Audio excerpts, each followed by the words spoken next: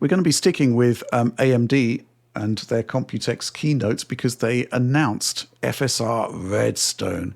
It's a project that essentially attempts to see AMD achieve feature parity with Nvidia in terms of the feature set.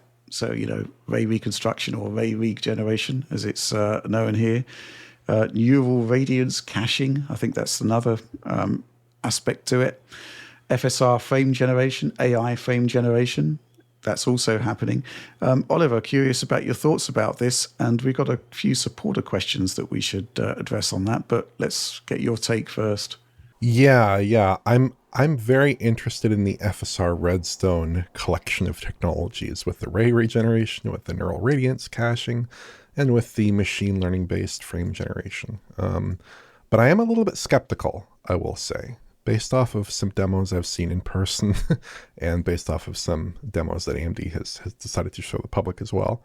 We had a demo of a kind of temporal upsampling ray reconstruction-like technology at CES 2025. And it didn't really resemble ray reconstruction in terms of its quality. There was definitely a level of upsampling going on.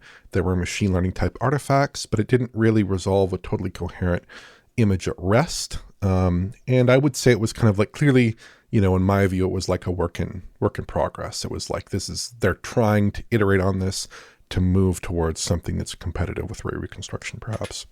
And then when we saw AMD's Toy Shop demo at the RDNA 4 reveal, I think 2 months ago, and then that's the demo where they specifically mentioned we're using a neural radiance cache and what they described at the time as a neural super sampling denoiser, which sounds a lot like ray reconstruction.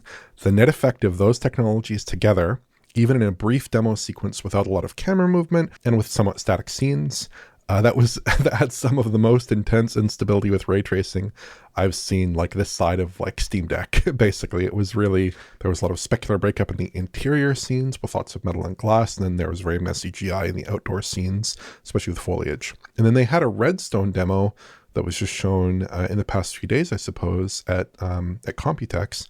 And that also did not look very impressive to me. It's like the scene of some cars kind of barreling past through a city, through some tunnels, lots of specular and whatnot. And there's some aliasing there in the specular, which again is not 100% like you'd expect from ray reconstruction necessarily. There were some reflections on glossy materials and some on semi-gloss materials, but it was sort of hard to get a consistent view to evaluate exactly how good that ray tracing resolve was. Then they liberally used shallow depth of field to try to obscure a lot of the ray tracing detail. I don't know if that was intentional or not, but certainly from our perspective, it makes it harder to judge the image quality in those scenes. And the performance level was also poor. Again, I wouldn't be too keen to judge pre-release software, but it did have a poor level of performance, even though the stream was only 30 FPS. It was clearly well below that. And it was maybe not the most visually compelling demo in general. Perhaps AMD should work with some of their partner games to provide better samples of maybe more representative game content than this, I would have to say. So I would hope that the final version of these technologies produces a more competitive visual result. It's obviously early material and these technologies are still in development, but like I have not seen a single demo from AMD from those 3 demos.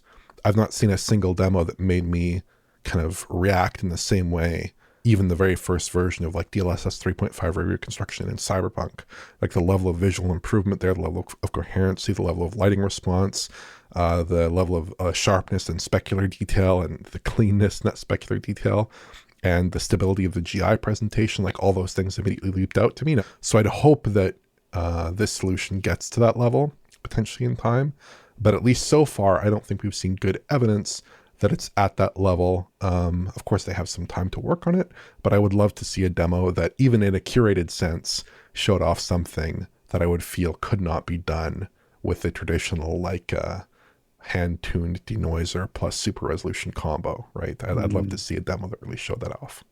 Well, they're talking about H2 2025 release, which is kind of like pretty soon. I guess it's a quite open window, basically a 6-month window. But at the same time, we are expecting to see something quite soon. And I agree with you. We need to see better evidence that these technologies could actually deliver parity with Nvidia, which at the end of the day is what it's all about. Thoughts there, Tom? Well, as ever with AMD Nvidia sort of rally across the tennis court. It feels like it's only good for the competition, only good for us that there is this competition.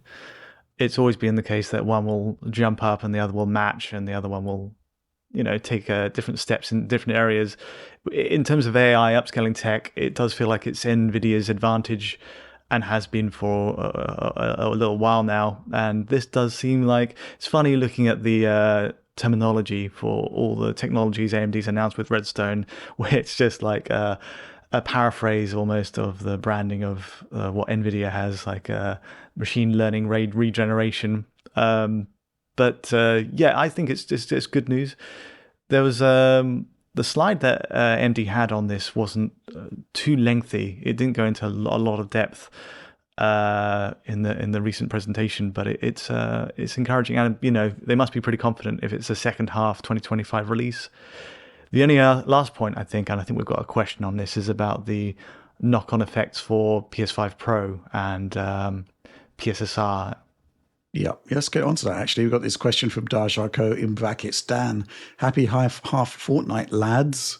I noticed this week that AMD have shown more FSR features as part of their FSR Redstone announcement, seemingly coming in the second half this year, which, if any of these features seem possible for PS5 Pro, and could the Redstone roadmap go some way to explaining the extended lead time before we see the next major version of PSSR? So to recap, Mark Cerny has basically confirmed that a next generation version of PSSR will be coming.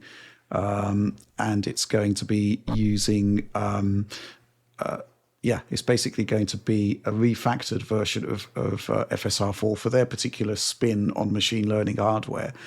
In theory, I think all of these things could work on PSSR and PlayStation 5 Pro.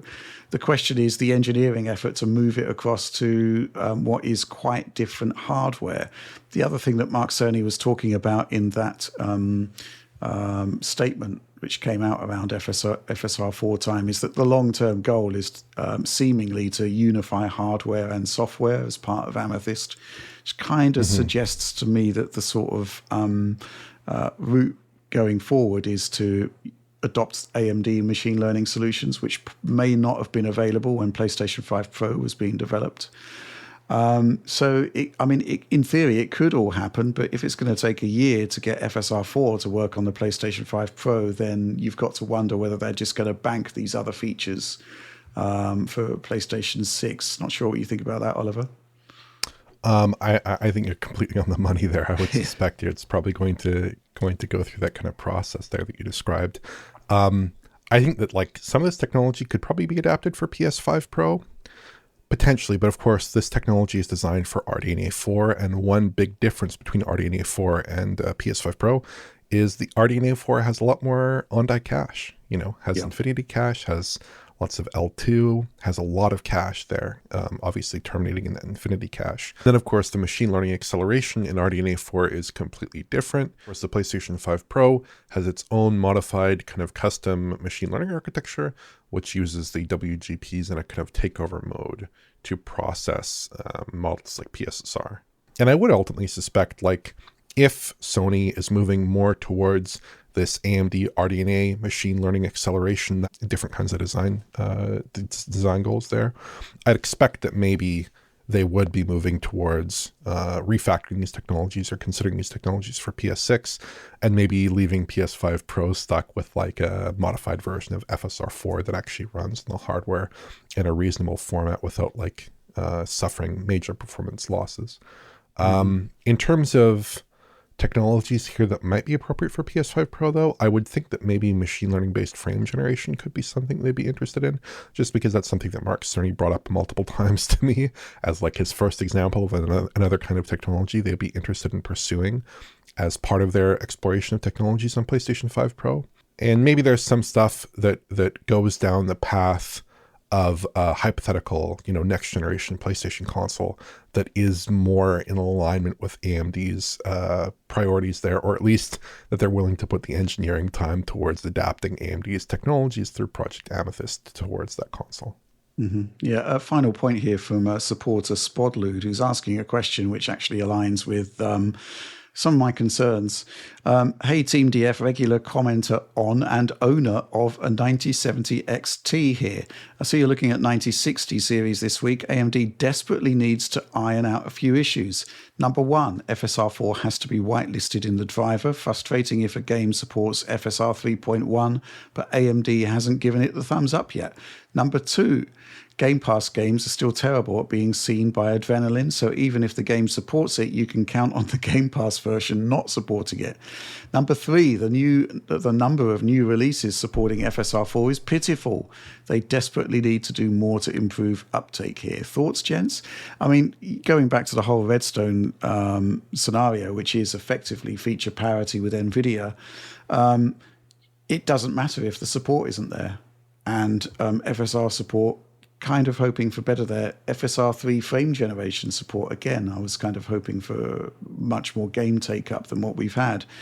Nvidia gets there first. They evangelize to developers. They have on-site engineers working with developers in some cases to make sure these features get enabled, and they do get enabled.